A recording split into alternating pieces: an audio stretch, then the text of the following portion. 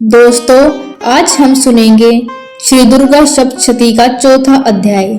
इस अध्याय में आप सुनेंगे कैसे इंद्र आदि देवताओं द्वारा देवी की स्तुति की गई। महर्षि मेधा बोले, देवी ने जब पराक्रमी दुरात्मा महिषासुर को मार गिराया और असुरों की सेना को मार दिया, तब इंद्रादि समस्त देवता अपने सिर तथा शरीर को झुकाकर भगवती की स्तुति करने लगे। जिस देवी ने अपनी शक्ति से यह जगत व्याप्त किया है और जो संपूर्ण देवताओं तथा महर्षियों की पूजनीय है, उस अंबिका को हम भक्ति पूर्वक नमस्कार करते हैं। वह हम सबका कल्याण करे। जिस अतुल प्रभाव और बल का वर्णन भगवान विष्णु, शंकर और ब्रह्मा जी भी नहीं कर सके, वही चंडिका देवी इस संपूर्ण जगत का पालन करें और अशुभ भय का नाश करें। पुण्यात्माओं के घेरों में तुम स्वयं लक्ष्मी रूप हो और पापियों के घेरों में तुम अलक्ष्मी रूप हो, और सतकुल में उत्पन्न होने वालों के लिए तुम लज्जा रूप होकर उनके घरों में निवास करती हो। हम उस दुर्गा भगवती को नमस्कार करते हैं। हे देवी, इस विश्व का पालन करो। हे देवी, हम तुम्हारे अचिंत्य रूप का किस प्रकार वर्णन करें। असुरों के नाश करने वाली, भारी पराक्रम तथा समस्त देवताओं और दैत्यों के विषय में जो तुम्हारे पवित्र चरित्र हैं, उनको हम किस प्रकार वर्णन करें। हे देवी, त्रिगुणात्मिका होने पर भी तुम संपूर्ण जगत की उत्पत्ति का कारण हो। हे देवी, भगवान विष्णु, शंकर आदि किसी भी देवता ने तुम्हारा पार नहीं पाया। तुम सबकी आश्रय हो। यह संपूर्ण जगत तुम्हारा ही अंश रूप है, क्योंकि तुम सबकी आदिभूत प्रकृति हो। हे देवी, तुम्हारे जिस नाम के उच्चारण से संपूर्ण यज्ञों में सब देवता तृप्त लाभ करते हैं, वह स्वाहा तुम हो। इसके अतिरिक्त तुम पितरों की तृप्ति का कारण हो, इसलिए सब आपको स्वधा कहते हैं। हे देवी, वह विद्या जो मोक्ष की देन वाली है, जो अचिंत्य महाज्ञान स्वरूपा है, तत्वों के सार को वंश में करने वाले, संपूर्ण दोषों को दूर करने वाले, मोक्ष की इच्छा वाले मुनिजन जिसका अभ्यास करते हैं, वह तुम ही हो। तुम वाणी रूप हो और दोष रहित तथा यजुर्वेदों की एवं उद्गीत और सुंदर पदों के पाठ वाले सामवेद की आश्रय रूप हो। तुम भगवती हो। इस विश्व की उत्पत्ति एवं पालन के लिए तुम वार्ता के रूप में प्रकट हुई हो और तुम संपूर्ण संसार की पीड़ा को हरने वाली हो। हे देवी, जिससे सारे शास्त्रों को जाना जाता है, वह मेधा शक्ति तुम ही हो, और दुर्गम भवसागर से पार कराने वाली नौका भी तुम ही हो। लक्ष्मी रूप से विष्णु भगवान के हृदय में निवास करने वाली, भगवान महादेव द्वारा सम्मानित गौरी देवी तुम ही हो। मन मुस्काने वाले, निर्मल पूर्ण चंद्रबिंब के समान और उत्तम सुवर्ण की मनोहर कांति से कमनीय तुम्हारे मुख को देखकर भी महिषासुर क्रोध में भर गया। यह बड़े आश्चर्य की बात है। और हे देवी, तुम्हारा यही मुख जब क्रोध से भर गया तो उदय काल के चंद्रमा की भांति लाल हो गया और तनी हुई भुवों के कारण विकराल रूप हो गया। उसे देखकर भी महिषासुर के शीघ्र प्राण नहीं निकल गए। यह बड़े आश्चर्य की बात है। आपके कुपित मुख के दर्शन करके भला कौन जीवित रह सकता है। हे देवी, तुम हमारे कल्याण के लिए प्रसन्न हो। आपके प्रसन्न होने से इस जगत का अभ्युदय होता है, और जब आप क्रुद्ध हो जाती हैं तो कितने ही कुलों का सर्वनाश हो जाता है। यह हमने अभी अभी जाना है कि तुमने महिषासुर की बहुत बड़ी सेना को देखते देखते मार दिया। हे देवी, सदा अभ्युदय देने वाली, तुम जिस पर प्रसन्न हो जाती हो, वही देश में सम्मानित होता है। उनके धन यश की वृद्धि होती है, उनका धर्म कभी स्थिर नहीं होता, और उनके यहाँ अधिक पुत्र पुत्रियां और नौकर होते हैं। हे देवी, तुम्हारी कृपा से ही धर्मात्मा पुरुष प्रतिदिन श्रद्धा पूर्वक यज्ञ करता है और धर्मानुकूल आचरण करता है, और उसके प्रभाव से स्वर्ग लोक में जाता है, क्योंकि तुम तीनों लोकों में मनोवांछित फल देने वाली हो। हे माँ दुर्गे, तुम स्मरण करने पर संपूर्ण जीवों के भय नष्ट कर देती हो, और स्थिर चित्त वालों के द्वारा चिंतन करने पर उन्हें और अत्यंत मंगल देती हो। हे दरिद्र दुख नाशिनी देवी, तुम्हारे सिवा दूसरा कौन है। तुम्हारा चित्त सदा दूसरों के उपकार में लगा रहता है। हे देवी, तुम शत्रुओं को इसलिए मारती हो कि उनके मरने से दूसरों को सुख मिलता है। वह चाहे नरक में जाने के लिए चिरकाल तक पाप करते रहे हो, किंतु तुम्हारे साथ युद्ध करके सीधा स्वर्ग ही जाएं, इसलिए तुम उनका वध करती हो। हे देवी, क्या तुम दृष्टिपात मात्र से समस्त असुरों को भस्म नहीं कर सकती? अवश्य ही कर सकती हो, किंतु तुम्हारा शत्रुओं को शस्त्रों के द्वारा मारना इसलिए है कि शस्त्रों के द्वारा मारकर वे स्वर्ग ही जावे। इस तरह से हे देवी, उन शत्रुओं के प्रति भी तुम्हारा विचार उत्तम है। हे देवी, तुम्हारे उग्र खड़ग और त्रिशूल की नोक की कांति की किरणों से असुरों की आंखें फूट नहीं गई। उसका कारण यह था कि वे किरणों से शोभायमान तुम्हारे चंद्रमा के समान आनंद प्रदान करने वाले सुंदर मुख को देख रहे थे। हे देवी, तुम्हारा शील बुरे वृत्तांत को दूर करने वाला है। सबसे अधिक तुम्हारा रूप है, जो न तो कभी चिंतन में आ सकता है और न जिसकी दूसरों से कभी तुलना ही हो सकती है। तुम्हारा बल व पराक्रम शत्रुओं को नाश करने वाला है। इस तरह तुमने शत्रुओं पर भी दया प्रकट की है। हे देवी, तुम्हारे बल की किसके साथ बराबरी की जा सकती है? तो शत्रुओं को भय देने वाला इतना सुंदर रूप भी किसका होगा? हृदय में कृपा और युद्ध में निष्ठुरता, यह दोनों बातें तीनों लोकों में केवल तुम्ही में देखने में आई हैं। हे माता, युद्ध भूमि में शत्रुओं को मारकर तुमने उन्हें स्वर्गलोक में पहुंचाया।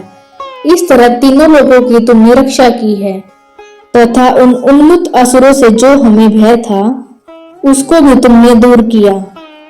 तुमको हमारा नमस्कार है। हे देवी, तुम शूल तथा खड़ग से हमारी रक्षा करो तथा घंटे की ध्वनि और धनुष की टंकार से हमारी रक्षा करो। हे चंडिके, आप अपने शूल को घुमाकर पूर्व पश्चिम उत्तर दक्षिण दिशा में हमारी रक्षा करो। तीनों लोकों में जो तुम्हारे सौम्य रूप हैं तथा घोर रूप हैं, उनसे हमारी रक्षा करो तथा इस पृथ्वी की रक्षा करो। हे अंबिके, आपके कर पल्लवों में जो खड़ग, शूल और गदा आदि शस्त्र शोभा पा रहे हैं, उनसे हमारी रक्षा करो। महर्षि बोले कि इस प्रकार जब सब देवताओं ने जगत माता भगवती की स्तुति की और फिर सबने मिलकर जब सुगंधित व दिव्य धूपों द्वारा उनको सुगंधित निवेदन किया, तब देवी ने प्रसन्न होकर कहा, हे देवताओं, तुम सब मुझसे मनवांछित वर मांगो। देवता बोले, हे भगवती, तुमने हमारा सब कुछ कार्य कर दिया, हमारे लिए कुछ भी मांगना बाकी नहीं रहा, क्योंकि तुमने हमारे शत्रु महिषासुर को मार डाला। हे महेश्वरी, इस पर भी यदि हमें कोई वर देना चाहती हो तो बस इतना वर दो कि जब जब हम आपको स्मरण करें तब तब आप हमारे विपत्तियों का हरण करें। हे अंबिके, जो कोई भी तुम्हारी स्तुति करे तुम उसको समृद्धि व वैभव के साथ साथ उनके धन और स्त्री आदि संपत्ति बढ़ावे और सदा हम पर प्रसन्न रहे। महर्षि बोले, हे राजन, देवताओं ने जब जगत के लिए तथा अपने लिए इस प्रकार प्रश्न किया तो बस तथास्तु कहकर देवी अंतर्धान हो गई। हे भूप, जिस प्रकार तीनों लोगों का हित चाहने वाली वह भगवती देवताओं के शरीर से उत्पन्न हुई थी, वह सारा वृत्तांत मैंने तुझे सुना दिया है। और इसके पश्चात दुष्ट असुरों तथा निशुंभ का वध करने और सब लोगों की रक्षा करने के लिए इस प्रकार गौरी देवी के शरीर से उत्पन्न हुई थी, वह सारा वृत्तांत मैं यथावत वर्णन करता हूँ। दोस्तों, यहाँ समाप्त हुआ हमारा श्री दुर्गा सप्तशती का चौथा अध्याय। आइए दोस्तों, अब सुनते हैं श्री दुर्गा सप्तशती का 5वां अध्याय। महर्षि मेधा ने कहा, पूर्व काल में शुंभ निशुंभ नामक असुरों ने अपने बल से मद से इंद्र का त्रिलोकी का राज्य और यज्ञों के भाग छीन लिए, और वह दोनों इसी प्रकार सूर्य, चंद्रमा, धर्मराज और वरुण के अधिकार भी छीन रहे थे और स्वयं ही उनका उपयोग करने लगे। वायु और अग्नि का कार्य भी वही करने लगे, और इसके पश्चात उन्होंने जिन देवताओं का राज्य छीना था उनको अपने अपने स्थान से निकाल दिया। इस तरह से अधिकार छीने हुए तथा दैत्यों द्वारा निकाले हुए देवता अपराजिता देवी का स्मरण करने लगे कि देवी ने हमको वर दिया था कि तुम्हारी संपूर्ण विपत्तियों को नष्ट करके रक्षा करूंगी। ऐसा विचार कर सब देवता हिमालय पर गए और भगवती विष्णु माया की स्तुति करने लगे। देवताओं ने कहा, देवी को नमस्कार है, शिव को नमस्कार है, प्रकृति और भद्रा को नमस्कार है। हम लोग रौद्र, नित्या और गौरी को नमस्कार करते हैं। शरणागतों का कल्याण करने वाली बुद्धि और सिद्धि रूपा देवी को हम बारंबार नमस्कार करते हैं। दुर्गा को, दुर्ग स्थलों को पार करने वाली दुर्गपारा को, सारा, सर्वकारिणी, ख्याति कृष्ण और धूम्र देवी को सदैव नमस्कार है। अत्यंत सौम्य तथा अत्यंत रौद्र रूपा को हम नमस्कार करते हैं। उन्हें हमारा बारंबार प्रणाम है। जगत की आधारभूत कृति देवी को बार बार नमस्कार करते हैं। जिस देवी को प्राणी मात्र विष्णु माया कहते हैं, उनको नमस्कार है, उसको नमस्कार है, उसको नमस्कार है। जो देवी संपूर्ण प्राणियों में चेतना कहलाती है, उसको नमस्कार है। जो देवी संपूर्ण प्राणियों में बुद्धि रूप से स्थित है, उनको नमस्कार है। जो देवी सब प्राणियों में निद्रा रूप से विराजमान है, उसको नमस्कार है। जो देवी संपूर्ण प्राणियों में शुद्ध रूप से विराजमान है, उसको नमस्कार है। जो देवी संपूर्ण प्राणियों में छाया रूप से स्थित है, उसको नमस्कार है। जो देवी सब प्राणियों में शक्ति रूप में स्थित है, उसको नमस्कार है। जो देवी संपूर्ण प्राणियों में तृष्णा रूप से स्थित है, जो देवी सब प्राणियों में शांति रूप में स्थित है, जो देवी सब प्राणियों में जाति रूप से स्थित है, उसको नमस्कार है। जो देवी सब प्राणियों में लज्जा रूप में स्थित है, जो देवी सब प्राणियों में शांति रूप से स्थित है, उसको नमस्कार है। जो देवी संपूर्ण प्राणियों में श्रद्धा रूप से स्थित है, जो देवी संपूर्ण प्राणियों में कांति रूप में स्थित है, जो देवी सब प्राणियों में स्मृति रूप से विराजमान है, जो देवी सब प्राणियों में दया रूप से स्थित है, जो देवी सब प्राणियों में तुष्टि रूप में स्थित है और जो देवी संपूर्ण प्राणियों में मातृ रूप में स्थित है, उसको नमस्कार है। जो देवी संपूर्ण प्राणियों में भ्रांति रूप से स्थित है, जो देवी संपूर्ण प्राणियों में नित्य व्याप्त रहती हैं, जो देवी चैतन्य रूप से इस संपूर्ण संसार को व्याप्त करके स्थित हैं, उसको नमस्कार है। पूर्व काल में देवताओं ने अपने अभीष्ट फल पाने के लिए जिसकी स्तुति की है और देवराज इंद्र ने बहुत दिनों तक जिसका सेवन किया है, वह कल्याण की साधना भूता ईश्वरी हमारा कल्याण और मंगल करे, सारी विपत्तियों को नष्ट कर डाले। असुरों के सताए हुए हम संपूर्ण देवता उस परमेश्वरी को इस समय नमस्कार करते हैं तथा जो भक्ति पूर्वक स्मरण की जाने पर तुरंत ही सब विपत्तियों को नष्ट कर देती हैं, वह जगदम्बा इस समय भी हमारा मंगल करके हमारी समस्त विपत्तियों को दूर करें। महर्षि मेधा ने कहा, हे राजन, इस प्रकार जब देवता स्तुति कर रहे थे तो उसी समय पार्वती देवी गंगा में स्नान करने के लिए आई। तब उनके शरीर से प्रकट होकर शिवा देवी बोली, शंभु दैत्य के द्वारा स्वर्ग से निकले हुए और निशुंभ से हारे हुए यह देवता मेरी स्तुति कर रहे हैं। पार्वती के शरीर से अंबिका निकली थी, इसलिए उसको संपूर्ण लोक में कौशिकी कहते हैं। कौशिकी के प्रकट होने के पश्चात पार्वती देवी के शरीर का रंग काला हो गया और वह हिमालय पर रहने वाली कालिका देवी के नाम से प्रसिद्ध हुई। फिर शुंभ और निशुंभ के दूत चंडमुंड वहां आए और उन्होंने परम मनोहर रूप वाली अंबिका देवी को देखा। फिर वह शुंभ के पास जाकर बोले, महाराज, एक अत्यंत सुंदर स्त्री हिमालय को प्रकाशित कर रही है। वैसा रंग रूप आज तक हमने किसी स्त्री का नहीं देखा। हे असुरेश्वर, आप यह पता लगाएं कि वह कौन है जो उसको ग्रहण कर ले। वह स्त्री स्त्रियों में रतन है। वह अपनी कांति से दसों दिशाओं को प्रकाशित करती हुई वहां स्थित है, इसलिए आपको उसका देखना उचित है। हे प्रभु, तीनों लोकों में हाथी, घोड़े और मणि इत्यादि जितने रतन हैं, वह सब इस समय आपके घर में शोभायमान है। हाथियों में रतन रूप से ऐरावत हाथी और उच्च श्राव नामक घोड़ा तो आप इंद्र से ले आए हैं। हंसों द्वारा जुता हुआ विमान जो कि ब्रह्मा जी के पास था, अब भी आपके पास है। और यह महापद्म नामक खजाना आपने कुबेर से छीना है। समुद्र से आपको सदा खिले हुए फूलों की माला दी है वरुण का कंचन की वर्षा करने वाला छत्र आपके पास है। रथों में श्रेष्ठ प्रजापति रथ भी आपके पास ही है। हे दैत्येंद्र, मृत्यु से उत्क्रांतिदा नामक शक्ति भी आपने छीन ली है और वरुण का पाशा भी आपके भ्राता निशुंभ के पास ही है और समुद्र में पैदा होने वाले सब प्रकार के रत्न भी आपके भ्राता निशुंभ के अधिकार में है और जो अग्नि में न जल सके ऐसे 2 वस्त्र भी अग्निदेव ने आपको दिए हैं। हे दैत्यराज, इस प्रकार सारी रत्न रूपी वस्तुएं आप संग्रह कर चुके हैं, तो फिर आप यह कल्याणमय स्त्रियों के रत्न रूप अनुपम स्त्री आप क्यों नहीं ग्रहण करते? महर्षि मेधा बोले। चंड मुंड का यह वचन सुनकर शुंभ ने विचारा कि सुग्रीव को अपना दूत बनाकर देवी के पास भेजा जाए। प्रथम उसको सब कुछ समझा दिया और कहा कि वहां जाकर तुमको अच्छी तरह से समझाना और ऐसा उपाय करना जिससे वह प्रसन्न होकर तुरंत मेरे पास चली आए। इसी प्रकार समझाकर कहना। दूत सुग्रीव पर्वत के उस रमणीय भाग में पहुंचा जहां देवी रहती थी।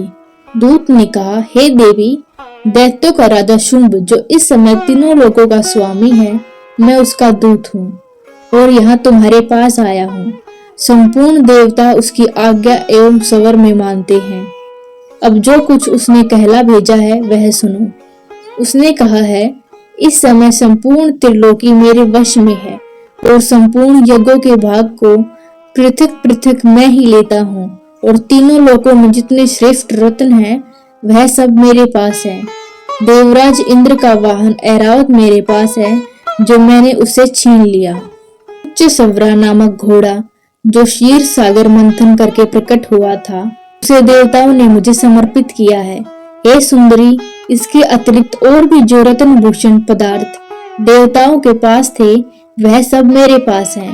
हे देवी, मैं तुम्हें संसार की स्त्रियों में रत्न मानता हूँ क्योंकि रत्नों का उपभोग करने वाला मैं ही हूँ। चंचल कटाक्षों वाली सुंदरी, यह मैं तुझ पर छोड़ता हूँ कि तू मेरे यहाँ मेरे भाई महापराक्रमी निशुंभ की सेवा में आए। यदि तू मुझे वरेगी तो तुझे अतुल महान ऐश्वर्य की प्राप्ति होगी। अतः तुम अपनी बुद्धि से यह विचार कर मेरे पास चली आओ। महर्षि मेधा ने कहा, दूत के ऐसे कहने पर संपूर्ण जगत का कल्याण करने वाली भगवती दुर्गा मन ही मन मुस्काई और इस प्रकार कहने लगी। देवी ने कहा, हे दूत, तू जो कुछ कह रहा है वह सत्य है, इसमें किंचित मात्र भी झूठ नहीं है। शुंभ इस समय तीनों लोकों का स्वामी है और निशुंभ भी उसी तरह पराक्रमी है, किंतु इसके संबंध में मैं जो प्रतिज्ञा कर चुकी हूँ उसे मैं कैसे झुठला सकती हूँ। अतः तुम मैंने जो प्रतिज्ञा की है उसे सुनो। जो मुझे युद्ध में जीत लेगा और मेरे अभिमान को खंडित करेगा तथा बल में मेरे समान होगा वही मेरा स्वामी होगा। इसलिए शुंभ अथवा महापराक्रमी निशुंभ यहाँ आवे और युद्ध में जीतकर मुझसे विवाह कर ले। इसमें भला देर की क्या आवश्यकता है। दूत ने कहा, हे देवी, तुम अभिमान में भरी हुई हो, मेरे सामने तुम ऐसी बात न करो। इस त्रिलोकी में मुझे ऐसा कोई नहीं दिखाई देता जो कि शुंभ और निशुंभ के सामने ठहर सके। हे देवी, जब अन्य देवताओं में से कोई शुंभ व निशुंभ के आगे नहीं ठहर सकता, फिर तुम जैसी स्त्री उनके सामने रणभूमि में ठहर सकेगी। जिन शुंभ आदि असुरों के सामने इंद्र आदि देवता नहीं ठहर सके, तो फिर तुम अकेली स्त्री उनके सामने कैसे ठहर सकोगी। तुम मेरा कहना मानकर उनके पास चली जाओ, नहीं तो जब वे तुम्हें केश पकड़कर घसीटते हुए ले जावेंगे तो तुम्हारा गौरव नष्ट हो जाएगा। इसलिए मेरी बात मान लो। देवी ने कहा, जो कुछ तुमने कहा ठीक है। शुंभ और निशुंभ बड़े बलवान हैं, लेकिन मैं क्या कर सकती हूँ, क्योंकि मैं बिना विचारे प्रतिज्ञा कर चुकी हूँ। इसलिए तुम जानो और मैंने जो कुछ कहा है वह सब आदर पूर्वक असुरेंद्र को कह दो। इसके पश्चात जो वह उचित समझेंगे करेंगे। श्री दुर्गा सप्तशती का चौथा और 5वां अध्याय यहाँ समाप्त हुआ। वीडियो पसंद आई तो वीडियो को लाइक और शेयर करें। धन्यवाद।